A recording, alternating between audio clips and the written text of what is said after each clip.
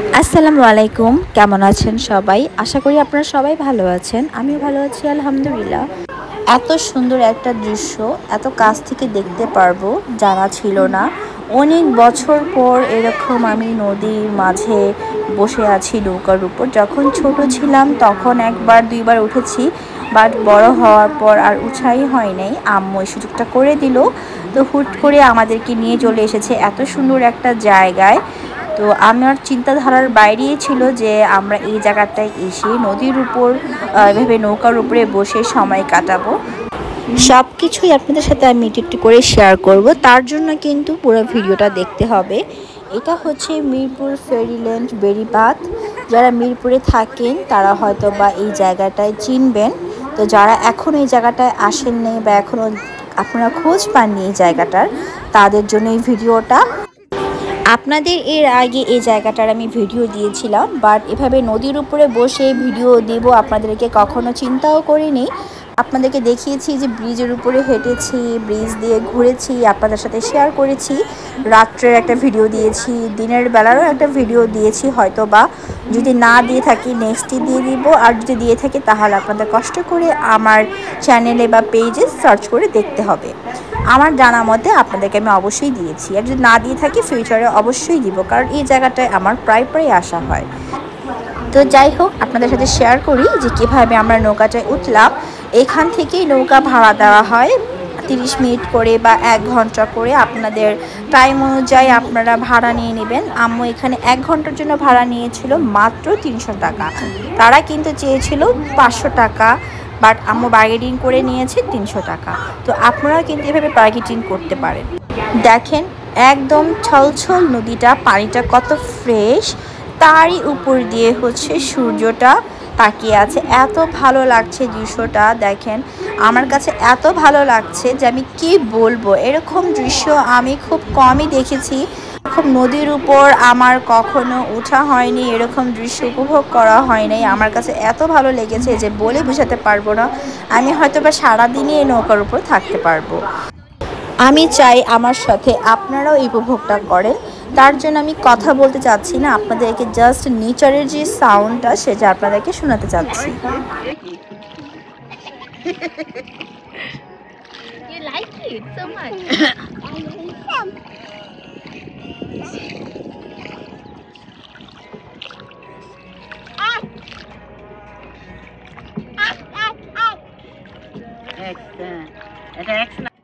এই ভিডিওটা করা হয়েছিল উইন্টার সিজনে, তাই সোয়েটার পরে আছি। আপনারা আবার ভাববেন না যে আমি সোয়েটার পরে আছি গরমের মধ্যে। তো আপনারা কিন্তু যে কোনো সময় গেলেই কিন্তু আপনারা নৌকা জার্নিটা উপভোগ করতে পারবেন। তো আমার সাথে নেচারের সাথে একটু ভিডিও করে নিলাম, আমার কাছে এত ভালো লাগছে, তাই একটু পরপর আমি ভিডিও করছিলাম, আপনাদেরকে জাস্ট দেখাচ্ছি। দেখেন ভিউটা কত অসাধারণ। আপনারাও কিন্তু আমার মতো প্রিয়জনের সাথে, পরিবারের সাথে, বন্ধুদের সাথে উপভোগ করতে পারেন নৌকার উপর, যদি আপনারা এই জায়গাটা আসেন। এত ভালো লাগছিল, আর আমার মেয়ে তো ভালো লাগাতে শুয়েই পড়েছে। আর ওই দিনটা ওয়েদারটা এত সুন্দর ছিল, আর এত বাতাস ছিল, আর সূর্যটা একদম মিষ্টি একটা রোদ দিচ্ছিল। এত ভালো লাগছিল। ভিউটা দেখেন কত ভালো লাগছে। আপনারা আসলে কিন্তু ঠিক এই ভিউটাই পাবেন, একদমই চেঞ্জ না। বা সময়টা আপনারা একটু বিকেল দিকে আসলে কি গরমটা পাবেন না। আর সূর্যটা দেখেন মনে হচ্ছে একটা আকাশে একটা নদীতে। ভিউটা কি বলবো, কিছুই বলার নেই, বারবারই বলবো, একদম অসাধারণ একটা। আম্মু আবার গান ছেড়েছিল ফোনে, এত ভালো লাগছিল। পুরো ওয়েদারটার সাথে গানগুলোও একদম মানানসই ছিল, আমাদের কাছে তো খুবই ভালো লাগছিল। আপনারা কিন্তু এভাবে অবশ্যই আসবেন, আর আমাকে কিন্তু জানাবেন যে আপনাদের কাছে কেমন লেগেছে। আমাদের কাছে তো অনেকই ভালো লেগেছে। তারপর হচ্ছে যে নৌকা চালাচ্ছিল সে আমাদের পুরা নদীটা ঘোরাচ্ছিল। আপনার হচ্ছে যত আধা ঘন্টার ভিতরে যে জায়গায় যাবে সেম ওয়েতে আবার আধা ঘন্টা সময় নিয়ে আবার ফেরত আসবে। তো এভাবে করে অনেক দূর দূর প্রান্ত যাওয়া যায়, বাট আমাদের হাতে কম সময় ছিল দেখে আমরা বেশি দূর যেতে পারিনি। তো ইনশাল্লাহ কোনো একদিন যখন ওয়েদারটা খুব ভালো থাকবে, ঠান্ডা ঠান্ডা থাকবে, তখন না হয় সময় করে নিয়ে নৌকা ভ্রমণ করব।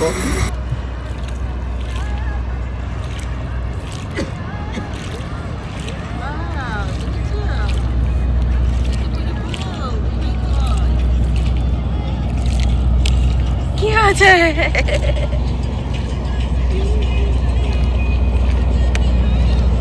আর এখানে তো আমার মেয়েকে নিয়ে অনেক রিস্কে ছিলাম, ও বারবারই দাঁড়িয়ে যাচ্ছিল, লাফালাফি করছিল। নৌকা তো আর লাফালাফির জায়গা না, ও বুঝতেই পারছিল না যে এখানে লাফালাফি করে পড়ে যাওয়ার ভয় আছে। তাই আমার বোন ওর হাত দুটো ধরে রেখেছিল যেন কোনোভাবেই যেন পানিতে না পড়ে যায়।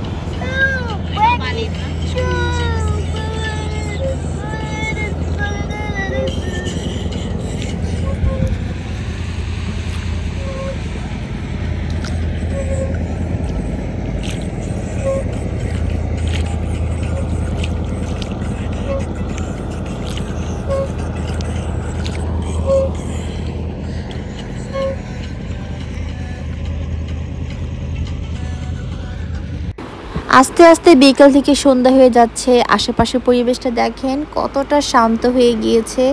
চারপাশের পরিবেশটা কেমন যেন একটু গ্রাম্য গ্রাম্য ফিল হচ্ছে।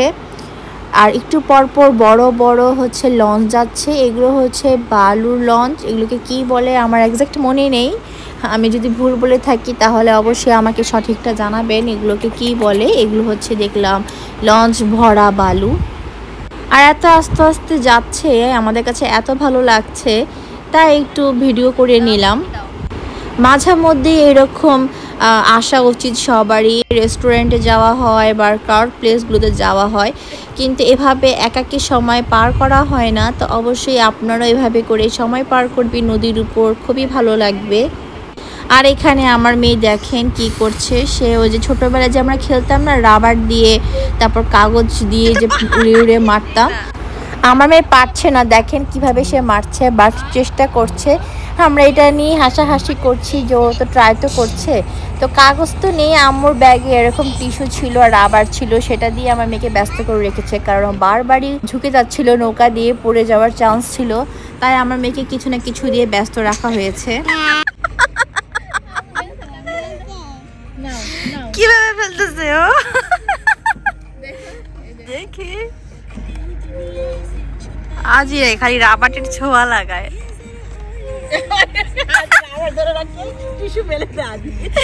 খালি ছোঁয়া লাগায় রাবার।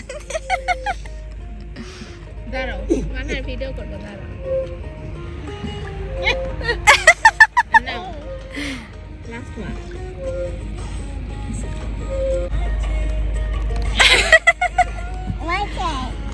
এটাও স্মল। আমাকে ধরিস।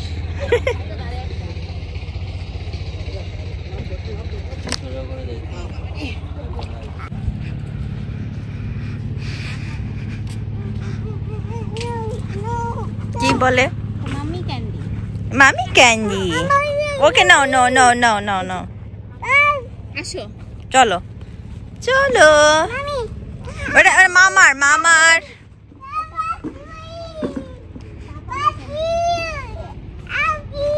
এই তো আমাদের আজকে ঘোরাঘুরি শেষ। আমরা এখন ব্রিজ একটু হাঁটাহাঁটি করে একটু ছবি তুলে আমরা বাসায় চলে যাব। কেমন লাগলো আপনাদের কাছে আমাদের এই নৌকা ভ্রমণ ভিডিওটা? যদি ভালো লেগে থাকে লাইক কমেন্ট শেয়ার করতে ভুলবেন না। যারা আমার পেজটিকে এখনও ফলো করেনি বা চ্যানেলটিকে এখনও সাবস্ক্রাইব করেনি অবশ্যই সাবস্ক্রাইব করে দিবেন। ভালো থাকবেন, সুস্থ থাকবেন। আল্লাহ হাফেজ সবাইকে।